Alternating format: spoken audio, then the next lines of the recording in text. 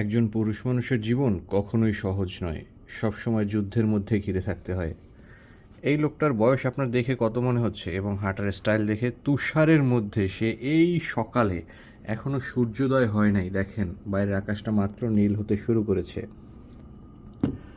আমার মনে হচ্ছে লোকটার বয়স 60+, 60 বছরও বেশি হবে। এবং এখানে কি পরিমাণ তুষার জমছে আপনি সাইকেলটা দেখেন, সাইকেলটা তুষারের মধ্যে অর্ধেক ডুবে গেছে। এর মধ্যেও মানুষ জীবিকার তাগিদে ছুটে চলেছে। ভোর হতে না হতেই তার জীবিকার সন্ধান, তাকে বাঁচতে হচ্ছে এবং বাঁচার জন্য তাকে দ্বার প্রান্তে ছুটে যেতে হচ্ছে। আশেপাশের গাড়িগুলো দেখেন, প্রত্যেকটা গাড়ি ডুবে গেছে তুষারে, কিন্তু জীবন থেমে নাই। আপনাকে বাঁচার জন্য সংগ্রাম করতেই হবে। আর আপনার যদি এরকম একটা সংগ্রামী মন মানসিকতা না থাকে, আপনি এই পৃথিবীতে সার্ভাইভ করতে পারবেন না। এই পৃথিবীতে মানুষ আপনাকে বারবার ভেঙে দিবে, প্রকৃতি আপনাকে বারবার ভেঙে দিবে এবং পরিস্থিতি আপনাকে নিচে নামানোর জন্য চেষ্টা করবে। আপনি এখন কি করবেন সেটা আপনার ব্যাপার। I think you have to bear a warrior mindset.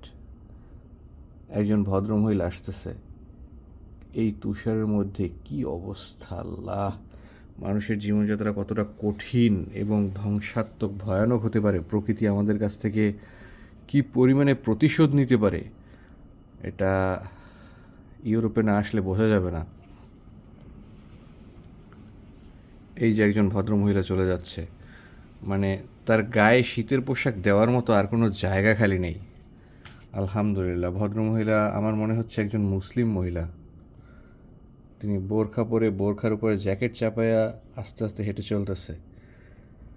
বাইরের পৃথিবীটা অনেক কঠিন রে ভাই। আমরা শুধু এইরকম লাক্সারিয়াস বিল্ডিং আর সুন্দর চাকচিক্যময় জীবন দেখি, কিন্তু এই চাকচিক্যময় জীবনের পেছনে একটা কঠিন ধ্রুব একটা কষ্টের জীবন লুকায়িত আছে।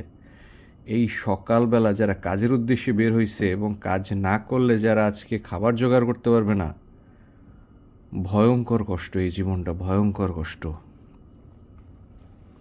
পুরুষ মানুষের এখানে আধিপত্য হচ্ছে কাজের ক্ষেত্রে, তার লাইফ স্যাক্রিফাইস করার টেন্ডেন্সি 70%। তার পাশাপাশি মহিলা মানুষরাও আগায় আছে এবং তারাও সেই একই পথে হাঁটছে, বাঁচার জন্য তীব্র আকুলতা, খাওয়ার জন্য জীবনের যুদ্ধ। আলটিমেটলি তো আমরা বাঁচি শুধুমাত্র খাওয়ার জন্য এবং সুন্দরভাবে খেয়ে পরে বেঁচে থাকার জন্যই। কিন্তু বাইরের পৃথিবীটা অনেক কঠিন রে ভাই। আপনি কাছ থেকে না দেখলে এই চাকচিক্য, এই প্রাচুর্য দেখলে ভাববেন যে ওরে বাবা, কি না কি জানি এক লাইফস্টাইল লিড করে।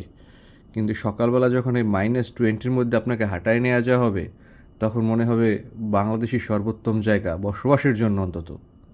ধন্যবাদ। টরন্টো থেকে বিদায় নিচ্ছি।